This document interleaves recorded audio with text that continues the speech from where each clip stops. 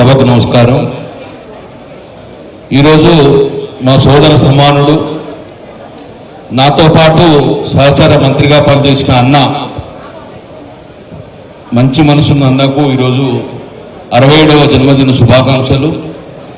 God bless you అన్న, నిండు నూరేళ్ళు నువ్వు మంచిగా బతకాలని చెప్పి మనస్ఫూర్తిగా కోరుకుంటూ, ముఖ్య అతిథిగా విచ్చేసిన గౌరవ అన్న హరీష్ అన్న గారికి, జయచన్న గారికి, వేదిక నుంచిన పెద్దలందరికీ పేరు పేరు నమస్కారాలు.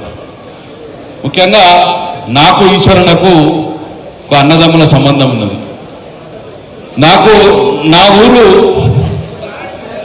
వెలుగటూరు మండల్, పైడిపల్లి విలేజ్. మా మండలకు మొదటిసారి ఎమ్మెల్యే కూడా మా ఈశ్వరన్నని. మేడారం ఎమ్మెల్యే ఉన్నప్పుడంగా మా ఊరికి ఎమ్మెల్యే ఈశ్వరన్నే. తదనంతరం కూడా ధర్మపురి వచ్చినప్పుడంగా మళ్ళీ మా ఊరికి కూడా ఎమ్మెల్యే ఈశ్వరన్. అంటే మాకు ఊహ తెలిసినప్పటి నుంచి మా సొంత ఊరికి ఎమ్మెల్యే మా ఈశ్వరన్నే మాకు. తదనంతరం అన్న ఊరు కుమ్మరకుంట, మా అమ్మమ్మల ఊరు కూడా కుమ్మరకుంటనే. అట్లా కలిసి పనిచేసాం. దాని తర్వాత కలిసి ఎమ్మెల్యేగా పనిచేశాం. దాని తర్వాత కలిసి ఇప్పుడు ఒకప్పుడు సహచర మంత్రిగా పనిచేశాం.